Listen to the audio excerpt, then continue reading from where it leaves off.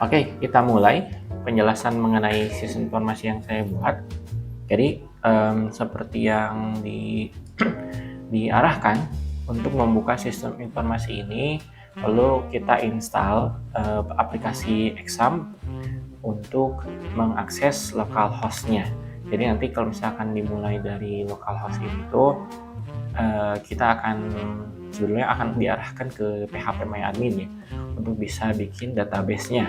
Namun saya izin langsung menjelaskan mengenai sistem informasi yang saya buat.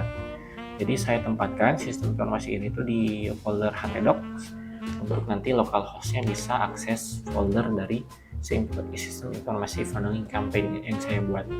Nah, di dalam sistem informasi funneling campaign ini tuh ada beberapa file yang di luar folder lain, diantaranya home, index, login, logout, sidebar. Dan ini tuh menampilkan halaman-halaman inti dari sistem informasi yang saya buat. Seperti home ini tampilan utama yang mengakomodir hampir keseluruhan dari tampilan yang nanti akan ditampilkan. Begitu index, login itu untuk halaman login, logout itu untuk halaman yang kita akses setelah masuk dan ingin keluar. Dan untuk sidebar ini tuh tampilan di bagian samping yang nanti mungkin akan dijelaskan lebih rincinya lagi. Terus ada folder asset, database, function, includes, dan page. Yang di antaranya juga ada folder-folder lainnya yang ada folder lain di dalamnya. Seperti aset itu ada gambar atau ada CSS yang punya fungsi untuk bisa memberikan interaktif dalam ataupun style tampilan dari sistem informasi yang saya buat. Begitupun yang lainnya ada database, function, include, sama page. Oke, langsung saja kita akan akses exam-nya. Dimana exam ini kita akan aktifkan dua fitur utamanya, diantaranya ada Apache dan MySQL. Baru kita akses adminnya di MySQL MySQL. Nah, untuk bisa kita masuk ke halaman utama dari sistem informasi yang dibuat itu, kita kopikan dulu nama foldernya dengan memulai localhost-nya dulu. Baru nanti masuk ke halaman loginnya. Nah, seperti yang ada di layar, akan tampil halaman login di mana ada dua kolom yang perlu kita isi, username dan password. Ada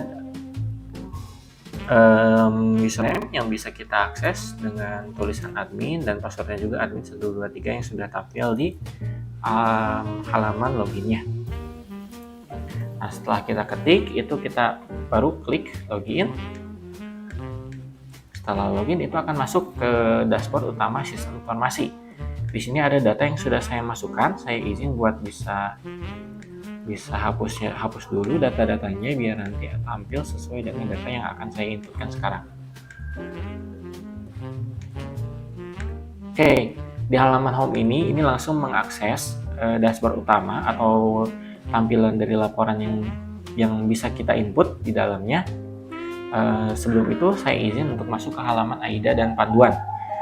Nah, AIDA dan panduan ini tuh penjelasan singkat mengenai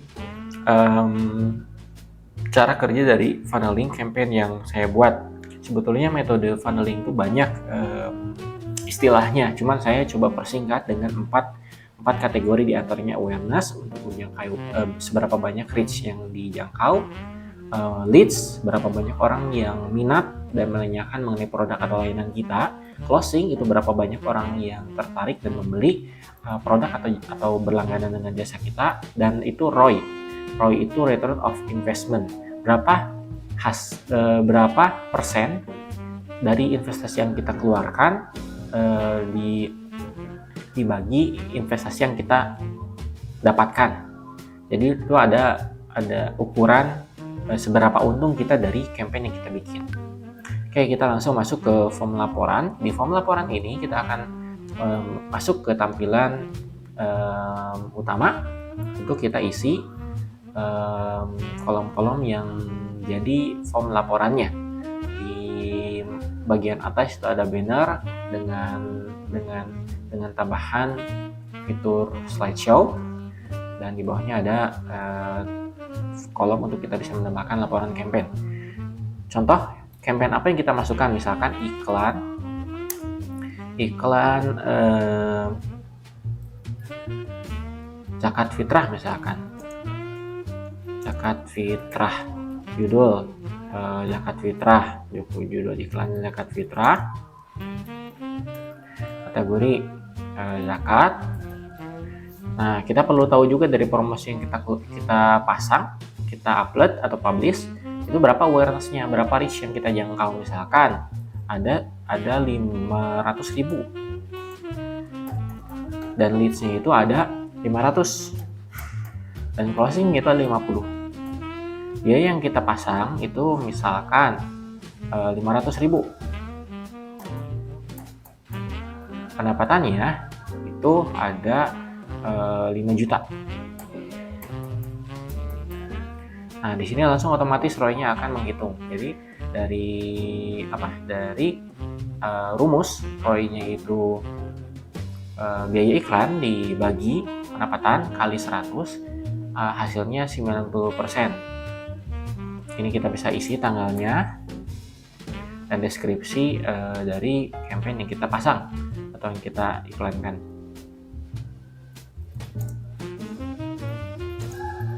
Baru kita simpan. Nah, setelah kita simpan, itu akan masuk ke dashboard funding campaign, di mana nanti akan tampil berupa corong dari mulai awareness yang tampilnya, terus setelah awareness itu ada leads, dan setelah leads itu ada closing. Nah, kita coba bisa di bagian sini, di bagian daftar laporan itu bisa kita edit aksi dan hapusnya, edit, dan ini sesuai arahan create, update, create kita sudah membuatnya, read kita bisa membaca laporannya, dan edit itu bisa kita edit tampilan laporannya, dan untuk D-nya delete kita bisa delete hapus dari laporan yang kita sudah buat. Misalkan kita ubah nih, kebetulan tadi awareness itu kan terlalu besar ya, kita kurangi 1 misalkan. Nah, ini corongnya kelihatan nih, di 500, awareness 50.000, closingnya ini terlalu 50. Nah, misalkan kita tambahkan lagi nih laporannya ya, laporannya iklan sodako, misalkan judul sodako masjid, kategori sodako, awareness 10.000, leads 100, closing 50 misalkan, biaya iklan 50.000, pendapatan 1 juta. Nah, kita simpan. Di sini ada muncul 2 laporan. Ini totalannya 2 laporan, total pendapatan, total biaya iklan, overall ROI, dan kita bisa pilih. Misalkan sodako iklan saja yang kita ingin tampilkan. Nah, jadi laporannya bisa muncul sesuai dengan pilihan kita. Begitupun misalkan yang lainnya ya, zakat fitrah sama. Atau kalau mau semuanya, berarti kan kita pilih semuanya. Nah, seperti itu. Atau misalnya kita mau hapus nih salah satu laporannya, kita tinggal klik pilihan kita dan hapus. Jadi tinggal laporan yang tidak dihapus yang berlaku. Nah, kurang lebih seperti itu cara kerja sistem informasi sederhana mengenai funneling campaign yang saya buat.